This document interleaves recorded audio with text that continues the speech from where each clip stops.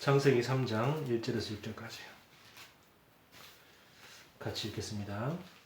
그런데 뱀은 여호와 하나님이 지으신 들짐승 중에 가장 강교하니라. 뱀이 여자에게 물어 이르되 하나님이 참으로 너희에게 동산 모든 나무의 열매를 먹지 말라 하시더냐. 여자가 뱀에게 말하되 동산 나무의 열매를 우리가 먹을 수 있으나 동산 중앙에 있는 나무의 열매는 하나님의 말씀 너희는 먹지도 말고 만지지도 말라 너희가 죽을까 하노라 하셨느니라. 뱀이 여자에게 이르되 너희가 결코 죽지 아니하리라. 너희가 그것을 먹는 날에는 너희 눈이 밝아져 하나님과 같이 되어 선악을 알 줄 하나님이 아심이니라. 여자가 그 나무를 본즉 먹음직도 하고 보암직도 하고 지혜롭게도 할 만큼 탐스럽기도 한 나무인지라.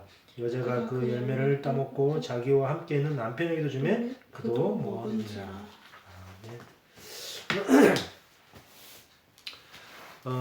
오늘 말씀에 창세기 3장 1장 6절 말씀은 굉장히 중요한 말씀입니다. 무슨 말씀이냐면 이 세상의 문제가 어디서 시작됐고 왜 시작되었느냐, 그 시작이 어디냐, 그걸 다 나온 말씀이 창세기 3장 말씀이죠. 자, 그래서 태초 인간 아담 하와가 뱀에게 속아서 하나님을 떠남으로 해서 모든 문제가 생겨났습니다. 그 이제 답이죠. 오늘 제목이 왜 이런 문제가 생기는가. 거기에 대한 답을 미리 확실하게 먼저 내고 우리가 시작해야겠습니다. 자, 그러면 인간이 전혀 알지 못하는 문제가 있어요. 인간이 과학이 아무리 발달해도 과학으로도 알 수 없는 그런 문제가 있다는 말이죠. 아무리 법의학이 많이 발전해도 법의학으로 알 수 없는, 해결할 수 없는 사건이 있다는 겁니다. 자, 이 성경은 뭐에 대해서 얘기하고 있습니까? 성경은 사단에 대해서 얘기하고 있어요. 계속해서 계시록 12장 9절에 보니까 옛 뱀 곧 사단이라고도 하고 마귀라고도 하며 그랬어요. 그 다음에 알지 못한 채 우상 숭배를 계속 해왔지만 이것이 바로 사단의 종로로 타는 거죠. 우상 숭배하는 것 자체가. 자, 그렇게 오늘 읽었던 말씀처럼 아담 하와가 사단에게 속아서 선악과를 따먹는 그 무슨 죄? 불순종의 죄. 예. 그 죄가 진짜 큰 죄입니다. 불순종. 순종하지 않는 것. 하나님의 말씀에 순종하지 않는 이유가 뭘까요? 내 생각이 들어가 있기 때문에 그렇죠. 그 생각은 누가 갖다 줬죠? 사단이 갖다 준 거죠. 사단이 이 선악과를 딸게 먹으면 네가 하나님처럼 될 거다는 그 생각이 딱 들어와 버리니까 어떻게 돼요? 내 생각이 하나님의 말씀이 아니고 내 생각대로 그걸 하게 되는, 그래서 말씀은 불순종하게 되고 사단의 말에 순종하게 되는 거예요. 네. 하나님의 말씀은 불순종하고 사단의 말에는 순종하는 그런 일이 이제 벌어진 거죠. 그래서 우리가 말씀을 듣고 순종하는 사람과 말씀을 듣지 못하고 말씀을 듣고도 순종하지 못하는 사람이 큰 문제가 있죠. 그래서 계시록 1장 3절에 보니까 어떻게 했어요? 이 예언의 말씀을 읽는 자와 듣는 자와 그 가운데 기록된 것을 행하는 자는 복이 있다 그랬잖아요. 예, 행하는 자. 예. 그 아담 하와의 가장 큰 죄가 뭐죠? 불순종의 죄가 가장 큰 죄입니다. 자, 이것 때문에 어떻게 되죠? 하나님을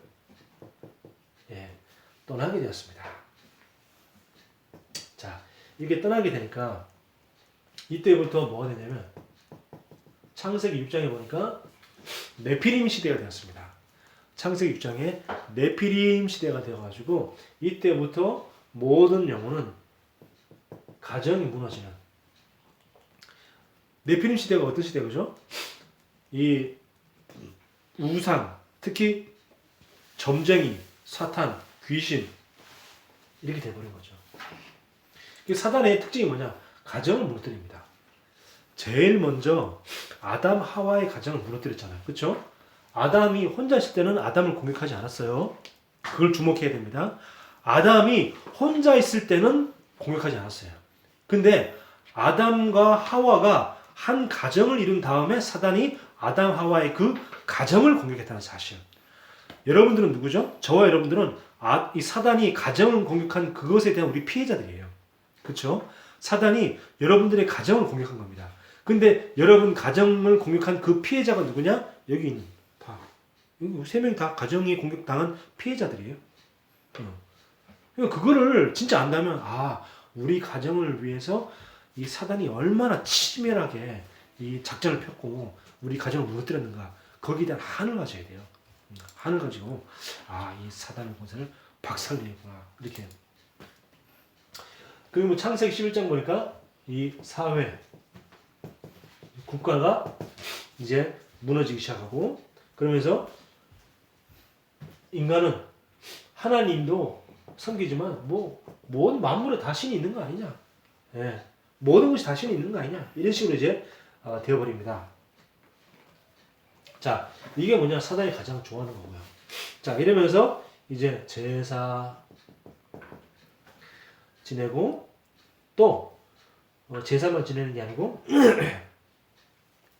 점술,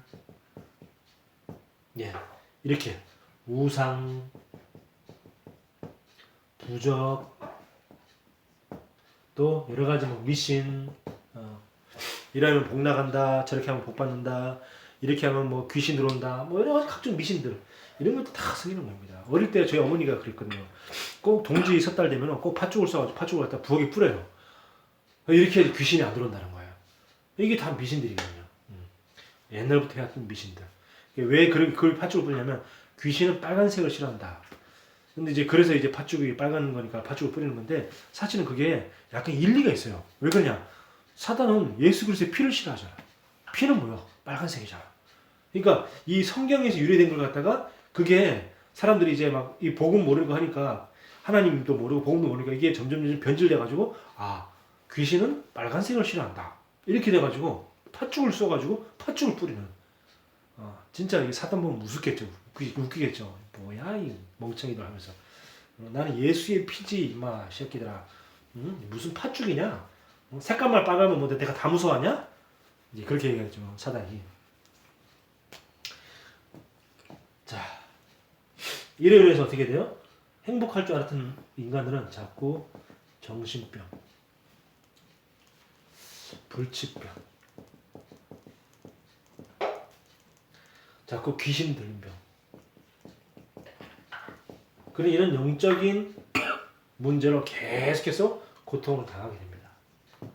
자, 이러니까 굉장히 심각한 상태가 이제 오게 되는데, 결국은 뭐냐? 이 마귀를 섬기는 거예요. 마귀를 섬길 수밖에 없고, 또 이게 귀신을, 이 마귀를 직접 섬기는 게 아니고 귀신이 보여야지 직접 섬기잖아요. 그죠? 근데 귀신이 직접 안 보이니까 어떻게 되니까 우상을 통해서 귀신을 섬기는 겁니다. 우상을 통해서 마귀를 섬기는 거죠. 우상을 통해서 사탄을 섬기는 거죠. 이게 우상이 뭡니까? 사탄을 섬기는 그 통로가 바로 우상입니다. 자, 이러니까 점점 이 마음과 이 정신에 자꾸 문제가 올 수밖에 없죠. 그러니까 자꾸 참으면 됩니까? 참아도 안 돼. 오히려 참으니까 육신의 문제가까지 또 오죠. 육신의 문제까지. 그래서 몸이 질병이 들고 또 삶이 무너지는 이런 문제가 오게 됩니다. 자, 이러면서는 이제 결국은 지옥의 고통 속으로 살다가 진짜 지옥에 갈 수밖에 없는 이런 비참한 인간이 되어버린 것이죠. 근데 이 문제는 어떻게? 후대에게 그대로 전달됩니다. 후대에게 그대로 전달되죠. 자, 이렇게 될 수밖에 없었던 근본적인 이유는 뭐냐? 이유는 뭐냐? 바로 창세기 3장 1절에서 보니까 오늘 읽었던 2절에 보니까 이 개인이 일단 무너지니까 창세기 6장 1절에서 2절 보니까 가정이 무너지는 거야. 무너진 개인과 개인이 만나서 가정을 이루다 보니까 그 가정이 행복하겠습니까? 행복하지 않죠. 오늘 아까 나왔던 그 선생님, 이렇게 춘천 있는 그 선생님, 나는 지금 이제 영상을 예전에 한 번 거거든요. 근데 지금 다시 보면서도 몰랐는데, 보니까 그 결혼한 그 가정을 이루면서 이런 얘기 나오는데, 그 가정을 이뤘던 그 아내가 누구냐? 바로 제가 전도사 때 대학생으로 있던 아이 여자였거든요. 제가 전도사 때. 그래서 한경아 맨날 그러고 이제 그러던 아이인데, 근데 이 아이가 한경이가 좀 달랐던 게 뭐냐면 늘 예배 중심이고 말씀 중심이었어요. 항상 그 여자아이가 늘 예배 중심, 말씀 중심이고, 그리고 이렇게 집회 같은데 꼭 참석하고, 그리고 대학마다 이 대학 지교회가 있어요. 대학마다 지금 거의 우리 어느 교회 랩런트가 있든 간에 랩런트가 있으면 항상 그 랩런트 중심으로 대학 지교회가 딱 형성이 됩니다. 그러면 그 지역에 있는 어떤 사역자, 예를 들면 뭐 전도사든지 목사든지 누구든지 가서 꼭 그 교회 아니라도 남의 교회 사람이라도 꼭 가서 그 아이에게 매주 가서 말씀을 전해줘요. 그게 지교회인데, 얘는 학교에서 지교회도 안 빠졌어요. 지교회도 안 빠지고, 그리고 무슨 은혜 받는 자리는 항상 안 빠지고 늘 가. 그렇게 늘 바쁜데, 얘가 저기 물리치료학과를 다녔거든요. 물리치료학과를 다니면서 늘 그래 바쁜데도 불구하고, 우리는 뭐 바쁘다고 맨날 핑계대고 이게 안 가는데, 얘는 바쁜데도 가. 바쁜데도 그 속에서 이 복음을 누리려고 해. 늘 그러다가 이제 제가 이제 또 교회를 옮기게 되고 이렇게 하면서 못 보게 되는데, 지금 보니까 지난번에 뭐 어떤 교사랑 결혼한다 이런 얘기를 들었거든요. 근데 이제 딱 이렇게 아주 좋은 믿음의 가정 이래가지고 이렇게 참 잘 사는 걸 보면서, 야, 참 감사하다, 참 귀하다 이런 생각이 듭니다. 그래서 개인이 무너진 상황 속에서, 개인과 개인이 무너진 상황 속에서 가정을 이루면 어떻게 되겠어요? 그 가정이 사단과 사단이 만나니까 폭탄이 되는 거예요. 사탄과 사탄이 만나서 폭탄이 되는 가정이 돼요. 근데 개인이 복음으로 딱 세워져 가지고 있으면 그 가정이 다 믿음의 가정이 되는 거죠. 근데 그 가정이 어떤 가정이냐면, 그 한경이 가정이 아빠는 완전 불신자, 술 좋아하고, 근데 엄마는 이게 막 또 이렇게 막 교회에 열심히 헌신하고, 또 제가 중고등부 담당했는데 중고등부 교사로도 헌신했어요. 그 권사님이 중고등부 교사로 늘 헌신하고 이러면서 뭐 또 포럼할 때 또 가끔 한번 이런 적이 있었어요. 매주 월요일마다 그 이제 포럼하는데, 그 포럼을 담임 목사님의 강단 말씀을 포럼해야 되는데, 이예자 권사님이, 저는 어제 테나멜 전도사님이 중고등부 예배 때 참 많은 은혜를 받았다 이런 얘기를 해가지고 제가 갑자기 얼굴이 막 빨개지면서, 저러면 안 되는데, 저 말씀 하시면 안 되는데, 곤란한데요. 그런 적도 있었어요. 그러니까 근데 하여튼 그렇게 늘 말씀을 사모하는 그 전도사님, 그 권사님 밑에 이렇게 또 이렇게 그 믿음의 그 언약이 자꾸 그대로 잘 전달돼가지고, 그렇게 참 그 딸이 이렇게 신앙생활 잘하고 또 좋은 가정을 이룬 거 보면서 참 감사하다. 그러니까 무너진 개인과 개인이 만나서 가정을 이룬 것과 제대로 복음으로 세워진 개인과 개인이 만나서 가정을 이룬 것, 어떻게 똑같겠습니까? 완전히 다르죠. 자, 이렇게 되어지고, 이렇게 되어지니까 어떻게 돼요? 나중에는 창세기 11장 1절에서 8절 보니까 국가, 사회 문제까지로 이렇게 점점 커져가는 거죠. 그렇죠? 개인이 복음이 없어 무너지니까 그 무너진 개인들과 또 무너진 개인들과 개인들이 만나서 가정을 이루니까 가정이 무너질 수밖에 없고, 무너진 가정들이 모여서 한 사회가 이루어지니까 그 사회와 국가가 계속해서 어려울 수밖에 없습니다. 자, 그래서 우리는 진짜 제일 중요한 구원에 대한 감사가 회복돼야 됩니다. 네. 진짜 내가 이 복음 안게 얼마나 감사하고, 아까 영상에 나왔지만 전부 다 그분들 특징이 뭐예요? 증인들의 특징이 뭐냐? 일단은 강단 말씀 중심이고 예배 중심이고 목사님의 제자들, 이런 사람들 다. 이 처음에 나왔던 여자 그 미용실 하시는 여자 장로님도 예배 중심이고 목사님의 제자. 그리고 이 수학 선생님도 누구예요? 그 목사님은 직접 계속 복음 듣고 직접 양육받은 목사님의 제자이면서 또 이렇게 교회를 딱 섬기는. 자, 감사가 회복되면서 어떻게 돼요? 그 다음에 말씀 속으로 딱 들어가는 거죠. 말씀 속으로 들어가니까 말씀을 통해서 내가 답을 얻게 되잖아요. 말씀을 통해서 매 예배 통해서 계속 답을 얻으니까 이 신앙생활이 너무 쉬울 수밖에 없죠. 그래서 주의 말씀을 바라는도다 그랬잖아요. 뭘 바라냐? 돈을 바라느냐? 건강을 바라냐? 뭘 바라냐? 주의 말씀을 바라는도다. 그렇죠? 사람들은 어떻게 나는 돈을 바라나이다 이렇게 할 건데 말씀을 바라는 요걸 가지고 조금 집중하면 됩니다. 말씀을 가지고 조금만 집중하면 여기서 힘이 딱 생기고 그러면서 치유가 되죠. 치유가 되니까 건강도 회복되고 마음도 회복되고 정신도 치유되니까 정신도 회복되고 다 회복되는 거예요. 이렇게 몸, 마음, 생각 다 회복됩니다. 막 회복되니까 이제는 이 미래가 달라지는데 가장 중요한 게 뭐죠? 내 영적인 상태인데 영적 상태를 뭐 한다? 유지하는 게 중요하다. 유지하는지 그 상태를 계속 유지하는 게 중요해요. 꾸준히. 다른 말로 하면 지속이죠. 네. 꾸준히 계속 지속하는 게 중요합니다. 그래서 우리 이번 주 강단에 얘기했지만 그 제가 아는 그 의사분을 만났는데 아는 형 의사를 만났는데 이 형 의사가 그냥 똑같은 걸 늘 하는 거예요. 뭘 하냐? 교회에다가 차를 주차해놓고 거기 그다음 예배당에 올라가서 예배당에서 10분 정도 이렇게 조용하게 기도하고 말씀 얘기하면서 기도하고 그다음 20분 동안 걸어가는 거야. 그다음에 하루 일과를 보고 또 끝나고 와서 20분 동안 걸어가지고 교회에 온 다음에 거기서 예배당에서 한 10분 정도 기도하고 또 이제 차를 몰고 집으로 가고 그거를 일주일에 한 번 하는 게 아니고 매일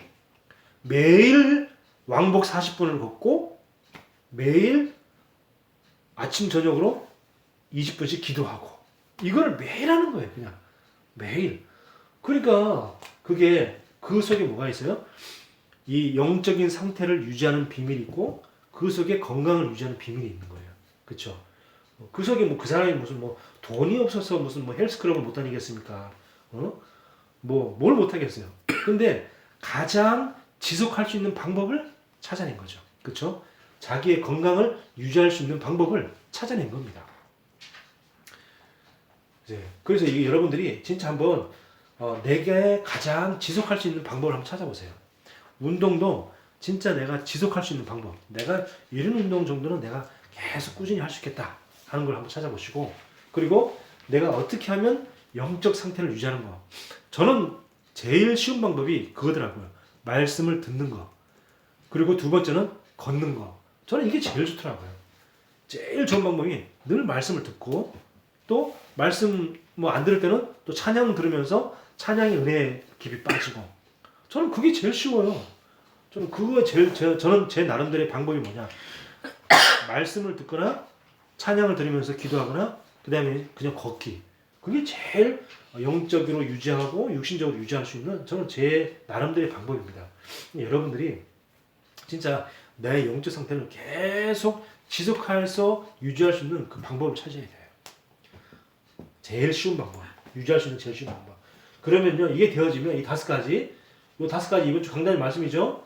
5가지. 감사, 말씀, 집중, 치유, 미래. 5가지는 이번 주 주신 말씀입니다. 요거를 가지고 있으면 어떤 것도 이길 수 있는 24의 축복이 되어져요. 이게 뭐냐면 바로 하나님이 우리와 24시간 함께 하신다는 거예요. 하나님 24시간. 그래서 제가 우리 그 성도님한테 얘기를 했어요. 성도님, 엄마는 아이와 24시간 함께 할 수 없습니다. 그렇죠? 왜냐? 아이가 어린이집에 갈 수도 있고 또 이제 조금만 크면은 이제 아이가 학교에 갑니다. 그러면 엄마가 학교에 수업할 때 교실에서 같이 있으면서 아이를 지켜줄 수 있냐? 절대 그럴 수 없어요. 부모는 아이와 24시간 함께 할 수 없어요. 그렇죠? 하지만 하나님은 아이와 24시간 함께 하세요. 그러면 그 아이를 누구에게 맡기겠습니까? 그 아이를 24시간 함께 할 수 없는 내가 그 아이를 책임져야겠습니까? 하나님이 그 아이를 책임져야겠습니까? 그렇죠? 그러니까 이제 좀 고개를 이제 끄덕끄덕 하시더라고요. 그러니까 여러분도 마찬가지입니다. 저는 여러분과 24시간 함께 할 수 없어요. 그렇죠? 그러면 하나님은 여러분과 24시간 함께 하십니다. 그렇다면 누구한테 내 인생을 맡길 것인가? 그렇죠? 여러분의 부모님이 여러분을 24시간 지켜줄 수가 없어요. 언젠가는 여러분의 부모님은 다 돌아가십니다. 영원히 여러분들이 죽을 때까지 함께 하시는 그 하나님께 24시간을 맡기셔야 돼요. 하나님은 분명히 우리와 함께 하세요. 그렇죠? 나와 분명히 함께 하시고 또 우리와 함께 하십니다. 그리고 문제가 오면 오히려 하나가 돼버려요. 네. 문제가 오면 오히려 하나가 돼버립니다. 자, 어떻게 하면 이 축복을 누릴 수 있냐? 5분 묵상 기도에 한번 도전해 보세요. 5분 묵상 기도. 처음에 한 4분 정도는 여러분들이 말씀을 보고 그리고 1분 정도는 묵상 기도 속에 들어가는 거예요. 이걸 해보다가 시간이 지나면은 어떻게 됩니까? 이제 3분을 말씀을 보고 2분을 기도하고요. 또 그게 점점 익숙해지고 잘 된다. 그러면 2분을 말씀을 보고 3분을 기도 속에 들어가는 겁니다. 나중에는 이제 말씀을 전혀 안 보면 안 돼요. 그래서 항상 1분, 최소 1분을 보고 그다음에 4분을 기도 속에 들어가는 거죠. 이거를 3번 하는 걸 보고 정시기도라고 얘기하죠. 그래서 우리가 5분 동안 내가 진짜 묵상할 수 있는 그 기도 속으로 들어갈 수 있다면 반드시 승리할 수밖에 없습니다. 이따가 한번 해보도록 합시다. 기도합니다. 하나님 은혜를 감사합니다. 말씀 속에서 하나님 우리에게 답을 주시는데 우리가 그 말씀을 듣고도 잘 실천을 하지 못할 때가 너무 많습니다. 그냥 듣고 끝날 때도 많습니다. 연약한 우리들입니다. 연약한 저희들입니다. 하나님 연약한 저희들에게도 말씀을 통해서 계속 들음으로 해서 또 힘을 얻게 하여 주시고 또 그것을 갖다가 실제 우리 삶에 옮길 수 있는 그런 힘을 허락하여 주옵소서. 삶에 실제로 실천하고 도전할 수 있는 힘을 주시옵소서. 그래서 정말로 말씀을 통해 변화되어지고 치유되어지고 회복되어지는 응답받게 하여 주옵소서. 예수 그리스도 이름으로 기도합니다. 아멘. 아멘. 하늘에 계신 우리 아버지 이름이 거룩히 여김을 받으시오며 나라의 마옵시며 뜻이 하늘에서 이루어진 것 같이 땅에서도 이루어지리라. 오늘날 우리에게 일용할 양식을 주옵시고 우리가 우리에게 죄 지은 자를 사하여 준 것 같이 우리의 죄를 사하여 주옵시고 우리를 시험에 들게 하지 마옵시며 다만 악에서 구하옵소서. 나라와 권세와 영광이 아버지께 영원히 있사옵나이다. 아멘. 감사합니다.